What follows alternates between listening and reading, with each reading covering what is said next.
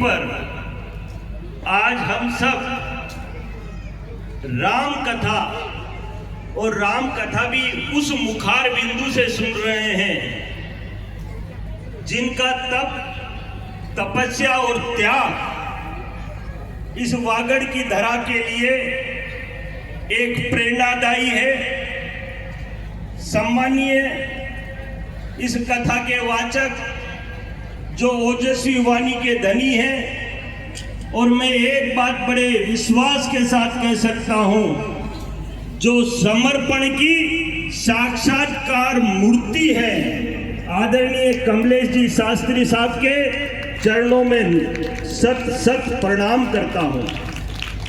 इस कथा में उपस्थित हमारे बेनेश्वर धाम के पीठाधीश, हम सब के आदर्श, हम सब के मार्गदर्शक, धर्म के वाचक, परम सम्मानीय धर्म की गंगा बहाने वाले बेनेश्वर धाम के मठाधीश सम्मानीय अच्युतानंद जी महाराज के चरणों में भी मैं सत सत नमन करता हूं। इस कथा में विराजमान वो शख्सियत, वो ताकत, इस देश में पार्टियां आती है जाती हैं, राज आते हैं चले जाते हैं, संगठन बनते हैं बिगड़ जाते हैं, लेकिन कुछ संगठन देश और दुनिया में इतिहास बनाते हैं। उस संगठन के हमारे सबके माननीय सम्मानीय प्राण प्रचारक श्री मुरलीधर जी भाई साहब के चरणों में भी नमन करता हूं। इस कथा में उपस्थित जंगल में मंगल करने वाले, और मैं ऐसी शख्सियत जिसने कभी भूख और प्यास को त्याग कर इस आदिवासी अंचल को सजाया संवारा और राष्ट्रीय स्तर पर सम्मान प्राप्त कर, सम्मानीय हमारे इस कथा में उपस्थित मूलचंद जी भाई साहब, आपके भी चरणों में नमन करता हूं। इस कथा में उपस्थित भारतीय जनता पार्टी के यशस्वी जिलाध्यक्ष साहब, इस कथा में उपस्थित वो जजमान जिनके लिए जितना कहा जाए उतना कम, इस कथा के मुख्य जजमान, मैं ये कह सकता हूं कि डूंगरपुर के आदर्श, हम सबके इस कथा में उपस्थित होने का श्रेय प्राप्त करने वाले सम्मानीय मणिलाल जी जोशी और उनके परिवार को भी मैं नमन करता हूं कि आपके अथक प्रयास से ये कथा निश्चित रूप से सफल होगी। इस कथा को आयोजित करने वाले सारे मंडल के सदस्य पदाधिकारी, इस कथा में उपस्थित धर्म प्रेमियों, माताओं, बहनों, मेरे नौजवान साथियों, आदरणीय कमलेश जी शास्त्री साहब के लिए मेरे पास कहने के शब्द नहीं। मैंने जब से सुना कि आपने जल की गंगा बहाने के लिए 9 माह से बिना खाए पिए, धूप देखी ना, छाव देखी ना, घर देखा ना, परिवार देखा ना, अपने देखे ना पराए देखे, सबको गले लगाकर एक दुनिया के सामने एक संत ने इतिहास बनाया है। एक बार जोरदार तालियां बजाकर ऐसे संत का मान और सम्मान बढ़ाएं। साथियों, जल की बात हर व्यक्ति करता है, जल है तो कल है, ये हर व्यक्ति कहता है। भाषणों और अखबारों में हम पढ़ते हैं, बड़े बड़े नेता आते हैं और चले जाते हैं, लेकिन जल की स्थिति के बारे में अगर मैं कहूं, अगर सही स्थिति अगर इंसान जान जाए तो उसके रोंगटे खड़े हो जाएंगे। ये धरती कोई जल पैदा करने वाली धरती नहीं है। लोग सोचते हैं कि अभी 100 फुट गहरा गया, फिर 200 फुट गहरे गए, फिर 300 फुट गहरे गए, जाते जा रहे। इस धरती से आग निकल रही है, इस धरती से जहरीली गैसें निकल रही। अगर किसी ने इस धरती का शुद्ध किया, इस धरती के बारे में चिंतन और चिंता की। मैंने बहुत सारी कथाएं सुनी, चाहे राम कथा हो, चाहे भागवत कथा हो, चाहे शिव कथा हो। मेरा आज के दिन सभी संतों के चरणों में नमन करते हुए मैं एक संदेश यहां पर पत्रकार बंधु बैठे होंगे, संत कोई भी हो, चाहे वो एयर कंडीशन गाड़ी में घूमे, चाहे उसके यजमान करोड़ों करोड़ोपति हो, इस सृष्टि के लिए जो संत कुछ देता है वो संत कहने का अधिकार रखता है। ये बात कहते हुए मुझे बड़ा गर्व। इस खरगदा की धरती से एक साधारण व्यक्तित्व मुझे बहुत अच्छी तरह से ध्यान में है। जब मैं नगर का नगर सभापति हुआ करता था, सम्मानीय कमलेश जी शास्त्री साहब मेरे पास आए, मुझसे कहा, अरे सभापति, शहर को तू स्वच्छ बना रहा है, मेरी इच्छा है कि मेरा खड़गदा गांव भी स्वच्छ बने। मैंने कहा, महाराज जी, मेरे पास सरकार ने ताकत तो नहीं दी है, लेकिन मैं आपको विश्वास दिलाता हूं कि स्वच्छता के काम के लिए इस देश और दुनिया में अगर कोई भी मुझे याद करेगा तो मैं समर्पण भाव से उसका सहयोग करूंगा। यहां बैठे हुए चंद्रेश जी जो पत्रकारिता से जुड़े हुए हैं, ये भी साथ में थे शास्त्री जी, और मैंने उसी समय निर्णय लिया कि अभी तो सभापति हूं, कल पता नहीं रहूंगा या न रहूंगा, खड़गदा को स्वच्छ बनाएंगे। और जो जो तकलीफें महाराज श्री ने बताई थी वो सारी तकलीफें 1 सेकंड में या 1 मिनट में या 1 घंटे में पूरी करी। और आज मुझे कहते हुए गर्व है, क्योंकि जब मैं इस कथा में आ रहा था तो मैंने जानकारी ली कि महाराज श्री, क्या वो काम अभी भी चल रहा है? मैं धन्य हो गया महाराज श्री जब मुझे इस बात की जानकारी मिली कि वो स्वच्छता का अभियान आज भी खड़गदा गांव में चल रहा है। ये श्रेय किसी जाता है तो ऐसे शास्त्री महानुभाव और ऐसे संतों को जाता है। साथियों, मुझे बहुत अच्छी तरह से ध्यान में है कि इस शहर का कर्जा, इस जिले का कर्जा, इस जिले के प्रेम प्यार द्वार को मैं कभी भूल नहीं सकता।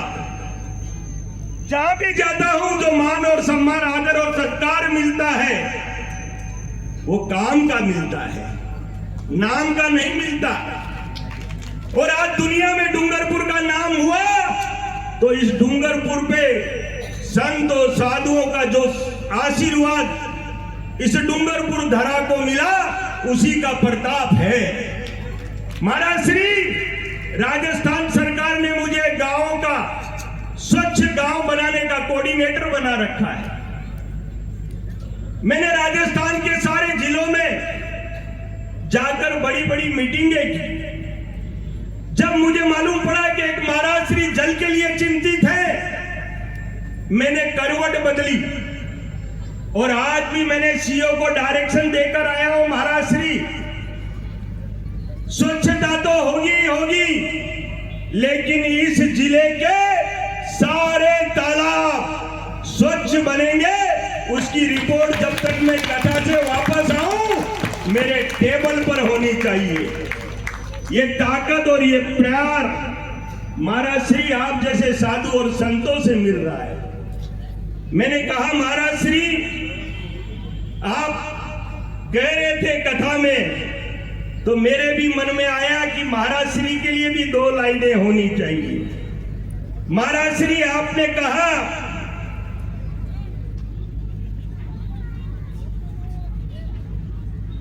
मेरी झोपड़ी के भाग्य खुल जाएंगे जब राम आएंगे।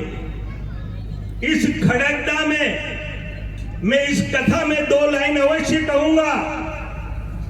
मेरे डूंगरपुर के भाग्य आज खुल जाएंगे जब जल संरक्षण जल संचय में भगवान राम की कथा में कमलेश शास्त्री जैसे आएंगे।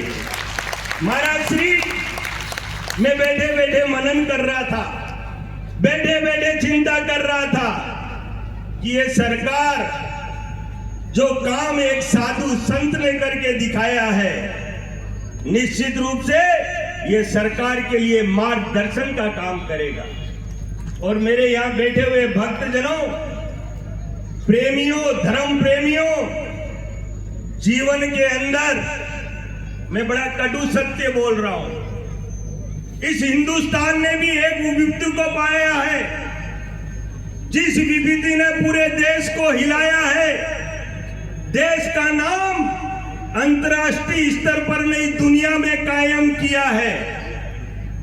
लेकिन एक बात ध्यान रखना, इस हिंदुस्तान की स्थिति बहुत खराब है। यहां रहने वाले लोग जब तक गंदगी से नाता नहीं तोड़ेंगे, जल का संचय और संरक्षण नहीं करेंगे, पर्यावरण से प्रेम नहीं करेंगे, ज्यादा जी नहीं पाएंगे। इनमें वो ताकत है। देश और दुनिया में आज भी 88 साल औसतन लोग जीते हैं।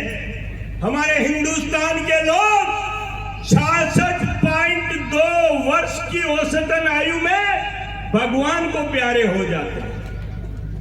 सभी धर्म प्रेमियों से मेरा निवेदन है, महाराज श्री ने संकल्प लिया है कि जल स्रोतों का संरक्षण करेंगे। यहां बैठे हुए सारे श्रद्धालु हाथ खड़ा करके ये बात का प्रण ले कि हम भी इन जल स्रोतों को साफ रखेंगे, सुंदर बनाएंगे और हमसे जो हो सकेगा वो सहयोग करेंगे। महाराज श्री, बातें बहुत है मेरे पास, लेकिन ये महंगे लोग, महंगे मेहमान और यहां पधारे हुए श्रद्धालु, धर्म प्रेमी, पत्रकार बंधु, क्योंकि मैं तो आप लोगों के बीच में आता रहता हूं, मेरा विषय भी 4 घंटे से कम नहीं है। एक दिन की कथा मैं भी गा सकता हूं। सुरेश जी हंस रहे, यह सत्य है। काम बोलता है, काम के लिए बोलने की आवश्यकता नहीं है। और इस डूंगरपुर की धरा ने तो वो करके दिखाया है जो देश और दुनिया में आज उदाहरण बनकर प्रस्तुत हुआ है। वही धरातल पर काम करके महाराज श्री को आज सबने हाथ खड़े करके विश्वास दिलाया है। महाराज श्री इस पूरी जनता की तरफ से, पूरे जिले की तरफ से, पूरे राजस्थान की तरफ से ये छोटा सा नागरिक आपको विश्वास दिलाता है। आपकी तप और तपस्या को हम बेकार नहीं जाने देंगे। जहां जाएंगे वहां आपके गुणगान करेंगे। हम वो व्यक्तित्व के धनी हैं जिस पर आप लोगों का आशीर्वाद है। आपका आशीर्वाद बना रहेगा तो शुद्ध जल की गंगा बहेगी, पवित्र जल की गंगा बहेगी। मैं बहुत बहुत धन्यवाद देता हूं, बहुत बहुत आभार व्यक्त करता हूं। और आपको किन शब्दों में एक आपके लिए मैं ईश्वर से कामना करता हूं, आपको लंबी उम्र दे और आपका इस धरा पर इसी तरह से आशीर्वाद बना रहे, जिससे हम लोग अपने आप को सुरक्षित समझें। साम्रता की बात चली थी, महाराज श्री, मैंने देखा था सबसे पहले अगर इस जिले में किसी ने अभियान चलाया तो उसका नाम था कमलेश शास्त्री। एक बार और जोरदार तालियां बजाकर इनका अभिनंदन और स्वागत। महाराज श्री, आपके बाजुओं में बहुत ताकत के लिए हमें कुश्ती लड़ने की आवश्यकता नहीं, हमें जनता को जगाने की आवश्यकता है। और ये जनता डूंगरपुर जिले की जाग चुकी है, अच्छा और बुरा बहुत अच्छी तरह से जानती है। हमें कहने की आवश्यकता नहीं। और हम सब मिलकर एक नया इतिहास बनाएंगे। और महाराज श्री, आपने जो अभियान हाथ में लिया है उसको दुनिया की कोई भी ताकत पीछे नहीं हटा सकती और उसमें हमारी पराजित नहीं हो सकती। ये मैं पूरे विश्वास के साथ कह सकता हूं। बहुत बहुत धन्यवाद और आपका बहुत बहुत आभार पूरे मंडल का, पूरे सदन का, जिन्होंने मुझे बुलाया, बोलने का मौका दिया। आभार, धन्यवाद।